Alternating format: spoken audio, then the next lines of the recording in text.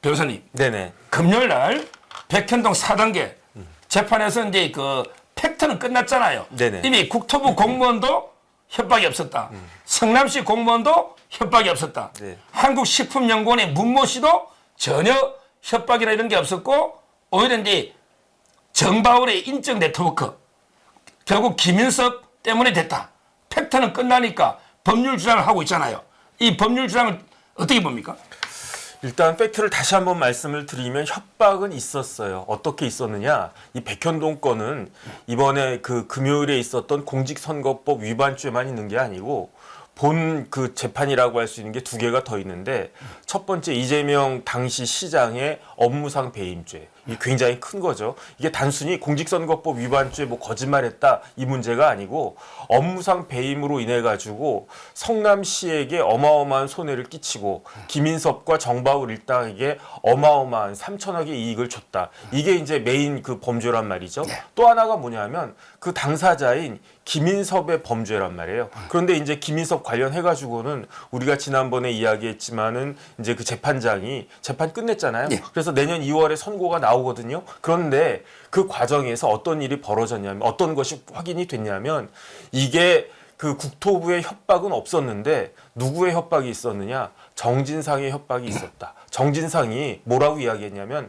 담당 그 과장 담당 팀장 불러가지고 아 이거 인섭이 형이 이제 백현동 사업하니까 니네가 잘 봐줘야 된다. 그래가지고 거기에 대해서 거스를 수 없는 지시로 느꼈다라고 그 과장이 그 이야기를 했어요. 국토부 관련해 가지고 이거는 뭐 협박이 아니고 그냥 알아서 하라고 한 거니까 아무런 부담이 없었는데 정진상에 대해서는 정진상의 이야기에 대해서는 그 부담을 갖다가 느꼈다. 그런데 정진상에 대해서 부담을 느꼈겠습니까? 정진상 뒤에 누가 있었습니까? 이재명 시장이 있었잖아요. 이재명 시장 뒤에 누가 있었습니까? 김인섭 씨가 있었다고요. 그 이재명 대표 관련해 가지고 저는 정치적 대부를 두 명으로 보는데 전반부에는 누구냐? 김인섭이에요. 김인섭과 이재명 시장은 언제부터 알았느냐? 1995년부터 알아가지고 2005년도부터 그때부터 이제 이재명 당시 변호사가 김인섭에게 아 형님 내가 저기 성남시장 한번 해보고 싶은데 나 좀 도와주시오 그랬더니 김인섭이 뭐라고 그랬냐면 야 너는 그냥 변호사만 하고 시민운동이나 해라. 그거 가지고 뭐 네가 그 뭐 시장을 갖다 할 수 있겠냐 그랬는데 그 이재명 당시 그 변호사가 굉장히 집요하게 설득해가지고 결국은 이제 김인섭이 정치적 뒷배가 돼서 어떻게 됐습니까? 성남시장 첫 번째는 떨어졌어요. 그런데 두 번째 되고 재선하고 이렇게 쭉쭉 올라갔잖아요. 그 재선했을 때부터 뭐가 시작이 되느냐? 동시에 백현동하고 대장동이 동시에 시작이 됐는데 백현동은 뭐냐면은 이거는 이제 김인섭 씨에 대해서 내가 보훈하는 그런 의미다. 이게 기본적인 사실관계인데 지난번에는 뭐라고 이야기했냐면 이제 그 팩트는 이제 더 이상 그 빼도 박도 못하는 그런 이제 사실이 확실히 됐으니까 안 되겠다. 아니 저래도 그랬을 거예요. 머리를 갖다가 짝 짜야 되는데 어떤 걸 갖다가 읽었느냐? 국회 증언감정법을 이 변호사들이 읽은 거예요. 구조에 어떻게 되어 있냐면 국회에서 증인으로 조사받은 사람은 본법에서 정한 처벌을 받는 외에 그 증언으로 인해서 어떠한 불이익한 처분도 받지 않는다. 그 구조 3항에 그 어떤 내용이냐면 앞부분에 제가 뭐라고 읽었습니까? 처벌이라고 읽었잖아요. 뒷부분은 뭐라고 읽었습니까? 처분이라고 읽었단 말이에요. 그런데 이 변호사들은 이재명 변호사들은 처벌하고 처분을 똑같이 본 거예요. 그렇기 때문에 한번 요걸로만 처벌받지 공직선거법으로는 처벌받지 않는다 이렇게 주장을 갖다가 한 건데 그런데 국회법 해설한 것도 그렇고 이 사건 공안부에서 주구장창 많이 했던 검사들이 무슨 소리냐. 처벌하고 처분은 다른 것이다. 처벌은 형사적인 처벌을 말하는 것이고 처분은 행정적인 징계 같은 걸 이야기하는 거거든요. 그게 틀렸다라고 딱 이야기를 해주니까 더 이상 뭐 할 말이 없는 거지. 그러니까 지난주 금요일 재판에 딱 나와가지고 아니 그 이재명에게는 이중적인 지위가 있다. 어떤 지위가 있느냐? 1번 경기도 지사로서의 지위가 있고 2번 그 대선 후보로서의 지위가 있었는데 이재명 그 이재명이 백현동 관련해서 이야기한 거는 대선 후보로서의 지위에서 한 게 아니고 경기도 지사로서의 지위에서 한 거니까 그러니까 이거는 선거법하고는 무관하다 이런 식의 궤변을 갖다가 늘어났는데 사실은 그때 문제가 있었어요. 왜 문제가 있었냐면 아니 똑같은 후보인데 한 명은 현직 경기도 지사라고 하는 어마어마한 조직을 가지고 있었는데 그럼에도 불구하고 양심적으로라고 하면 이낙연 후보하고 경쟁하고 있지 않았습니까? 그런데 이낙연 후보 뭐 있었습니까? 단기 필마였잖아요. 뭐 단기 필마는 아니지만 공적인 어떠한 자리도 없었잖아요. 그런데 이재명 후보는 경기도 지사직을 유지하면서 이걸 하고 있었단 말이죠. 그러니까 그것 자체가 문제가 됐었던 것인데 그런데 백현동 관련해가지고 그 이재명 경기도 지사에게 물어본 겁니까? 백현동이 뭐 경기도 지사할 때 있었던 이야기입니까? 아니잖아요. 백현동은 성남시장 할 때 있었던 일이고 왜 경기도 지사한테 성남시장 할 때 일을 물어봅니까? 그거는 말이 안 되고 이거는 대통령 후보니까 대통령 후보로서 이재명이 걸어온 길이 성남시장 경기도지사 그다음 대통령 후보인데 아니 그러니까 성남시장 할 때 이러이러한 일이 있었는데 그때 그게 후보로서 자격이 있느냐 이런 이야기를 한 거기 때문에 더 이상 고려할 가치도 없는 것이다라고 저는 생각이 되는데 이게 참 딱한 거예요. 왜 딱한 거냐면 이게 지난번 국회 증언감정법도 그렇고 이번에도 그렇고 이렇게 궤변을 늘어놓기 시작했다라고 하는 것은 할 말이 없다는 이야기고 할 말이 없다라고 하는 것은 본인이 궁지에 몰려가지고 자신의 그 행위가 범죄일 수밖에 없다라고 하는 것을 실질적으로 드러내는 것이 아닌가 저는 그런 생각이 들기 때문에 참 지금 계속 몰리고 있다 이렇게 전 판단이 됩니다. 지금 이제 다시 한번 정리해 보면 네네. 국회 정언감정법 주장은 이제 국회법 해설이라는 책자도 있잖아요. 네네. 거기에 보면 이제 그 정언회가 인사상의 불이익을 안 받는 뜻이지 그렇죠. 처벌이 면책되는 게 아니잖아요. 네네. 실제 우리 판례가 국회에서 위정하면 명예훼손으로 처벌된 이런 판례도 있잖아요. 따라서 첫째 주장은 말이 안 되고 그다음에 두 번째 주장은 다시 정리해 보면 결국 그때 송영길이가 뭐였냐면 이재명이 후보가 된 게 10월 10일입니다. 네네. 2020년에 그 날짜를 보면 후보가 이제 먼저 되고 나서 그다음에 그 2021년 10월 10일 날 대통령 후보가 된 거예요. 네네. 그리고 나서 이제 10월 21일 날 10일 뒤에 네. 그때 경기도에서 이제 국감을 했잖아요. 네네. 그러니까 이제 그때 송영길이도 뭐라 했냐면 이거는 이제 경기도지사로서 뭐 국감이라기보다는 거의 뭐 국민들한테 설명하는 대선 후보로서 국민들한테 실제 설명할 수 있는 이런 기회다. 이런 말을 했잖아요. 네네. 결국은 이제 대선의 당선 목적으로 백현동 허위한 거 이게 분명하기 때문에 저는 두 가지는 끝났다. 네네. 이렇게 보이고요. 그다음에 수사도 꼭 하나 더 짚어보면 두 개. 이거는 이제 뭐 게임이 끝났으니까 이제 수사 중에 그 김용희 있잖아요. 네네. 김용희를 구해야지 이재명이가 살지 않습니까? 네. 김용은 이제 정지상과 더불어 최측근이잖아요. 그래서 김용을 구하기 위해서 이재명 캠프에 총출동을 한 거예요. 아예 여의도에 사무실까지 차려놓고 네. 옛날에 놓은 게 이홍우였잖아요. 네. 경기도 시장상권진흥회장. 네. 이 사람이 허위한 이홍우가 있었고 네. 이번에 금요일 압수한 거는 두 명을 추가를 했는데 한 명이 그중에 이우종이라고 있습니다. 이자가 중요한 이우종. 제가 이제 이우종에 대해서 많이 그 찾아봤거든요. 이우종은 이제 나이 많더라고. 1959년생이에요. 서울대 경영학 학사를 나왔어요. 재단법인 광장의 정책위. 광장하면 이해찬이가 설립한 거잖아. 네네. 이해찬 광장에 위원을 했고 그다음에 사회여론연구소라고 여론조사 많이 하는 거기에 상임 고문인데 이자가요. 저도 몰랐어요. 이우종이가 이재명 2018년에 경기도 선거 있잖아. 종합상황실장이에요. 종합상황실장이 최고 실시 아닙니까? 네. 그다음에 또 이우종이가 그만 게 아니고 우리 그 유명한 김문기 씨 몰랐다. 선거법이잖아. 그때 김문기 씨 유족이 기자회견을 하려 했잖아요. 네네. 이걸 막은 게 이우종이다. 그리고 성남아트센터 사장까지 했어요. 이재명의 측근 중에 측근이 이우종인데 이자가 알리바이 조작으로 압수됐다. 이 큰 거 아닙니까 의미가? 그래서 저희 그 광장 하면 뭐 예. 저희 변호사들은 법무법인 광장이라고 큰 로펌이 있는데 그게 중요한 게 아니고 사실 저희 고시 공부할 때 그 신림동에 광장서적이라고 있었어요. 이해찬. 거기에 그 실소유주가 이해찬 전 대표. 그때는 뭐 이해찬 대표가 뭐 그냥 그럭저럭 서점이나 하는 사람인 줄 알았는데 그런데 이제 이렇게 그 뭐야 야권을 실질적으로 움직이는 거물이 되리라고는 저는 생각 못했었는데 어쨌든 그 서점에서 저 책도 많이 사고 그랬었습니다.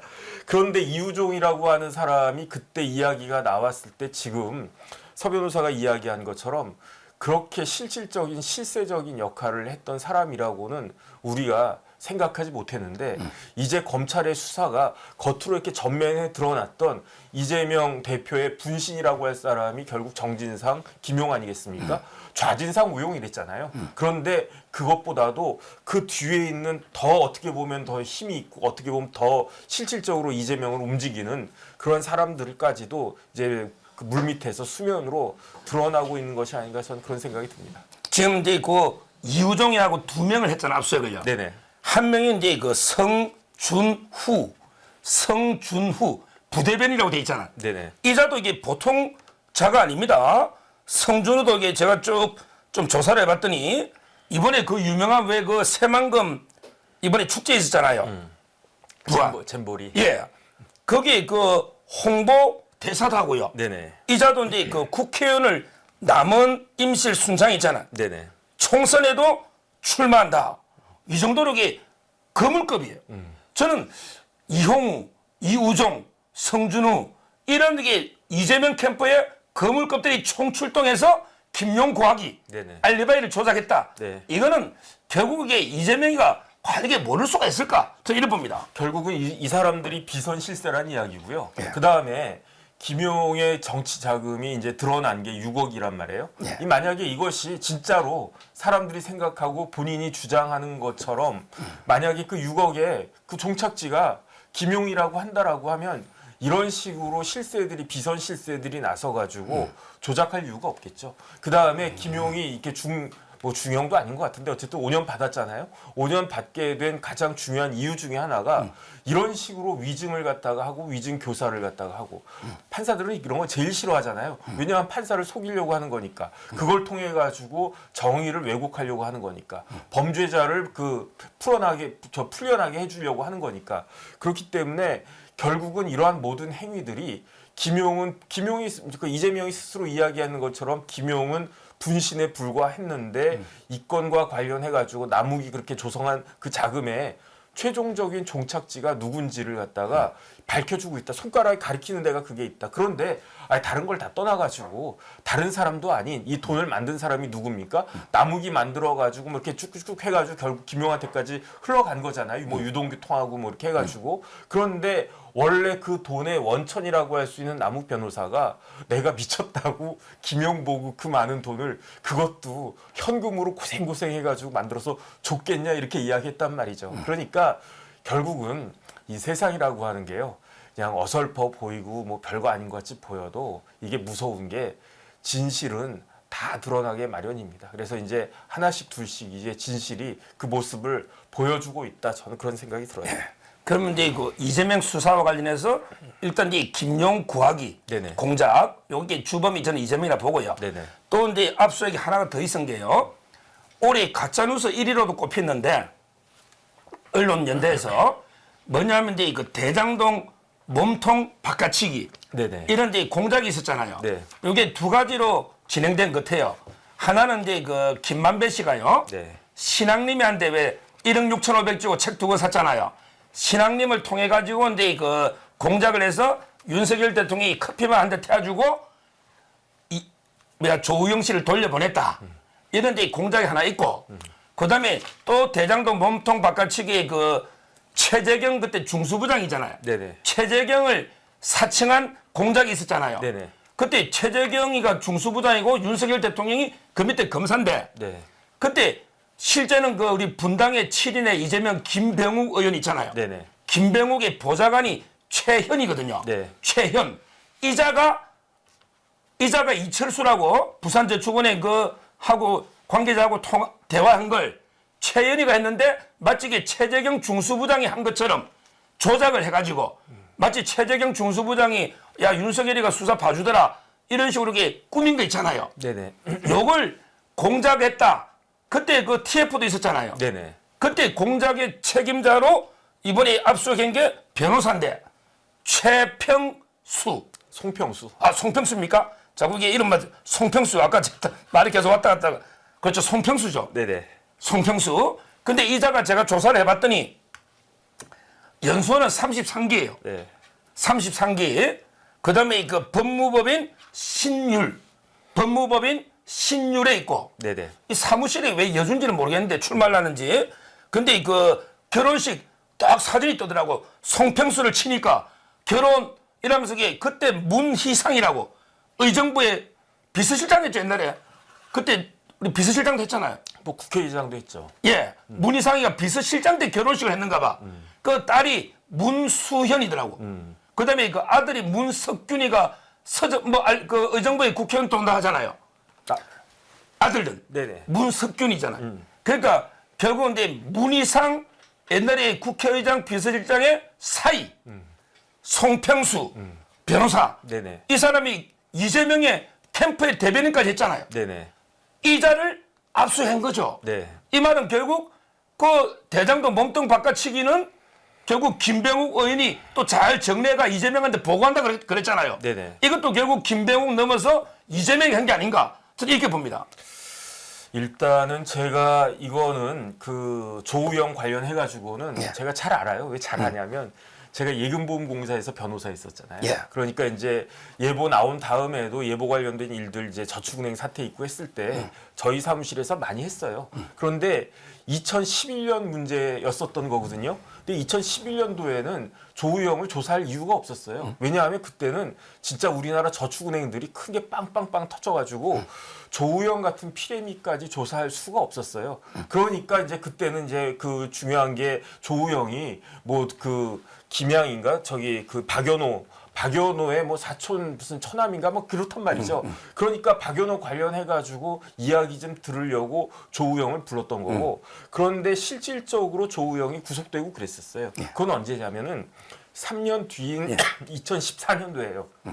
왜냐하면 저축은행이 이렇게 망가지면은 처음에는 검찰이 착 들어가 가지고 중요한 사람들 이렇게 딱딱딱 그 수사를 갖다가 하고 그 다음에 이 뒤처리를 누가 하느냐? 예금보험공사에서 하는 거예요. 그러니까 예보가 이렇게 파산된 금융기관에 파산 관제인 들어가가지고 일일이 그때부터 하나씩 딱 파는 거예요. 근데 2014년도에 예보 조사에서 그 조우영 관련한 대출 커미션 수수가 드러난 거예요. 그래가지고 조우영은 그 다음에 문제가 된 거기 때문에 윤석열 중수과장이 있었던 2011년도하고는 상관이 없는데 이거를 갖다가 견강부에 해가지고 마치 윤석열 커피가 이제 대장동과 관련해가지고 어떤 의미가 있는 것처럼 이걸 갖다가 모양을 만든 건데 이거는 민주당 사람들이 더 잘할 거예요. 왜 더 잘할 수밖에 없는 게 부산저축은행이긴 하지만 부산저축은행의 오너들이 누구냐?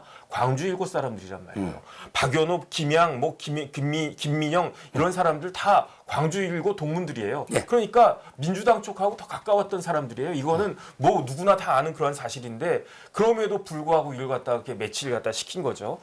송평수 변호사는 제가 86학번이에요. 송평수 변호사가 정치학과 86학번인데 제가 사실은 대학 다닐 때 서클을 정치학과 사람들이랑 많이 해가지고 송평수를 다이렉트로 직접적으로 아는 건 아닌데 정치학과 친구도 제가 되게 많거든요. 그러니까 저하고 직접적인 인연은 없지만 뭐 송평수라고 하는 애가 있다라고 하는 거는 충분히 잘 알고 있었는데 그래서 저는 송평수 결혼할 때 문희상 사유로 결혼한다라고 하는 거를 그때 이미 알고 있었어요. 그런데 요번에 송평수 이름이 싹 드러나니까 얘가 이런 짓까지 했나? 어떻게 이런 식의 조작까지 가담을 갖다가 했나? 참 해도 너무한다. 일단 저는 그런 생각을 갖다가 했는데 송평수가 이제 사법시험 저보다도 늦게 돼가지고 33기인데 그런데 이제 나이가 38살인가 뭐 39살인가 30대 후반에 결혼을 한 거예요. 예. 문희상 딸하고. 근데 이제 문희상 딸도 30 넘어서 이제 뭐 그 당시만 지금이야 뭐 이렇게 그 뭐 40살에도 결혼하고 50살에도 결혼하고 그러지만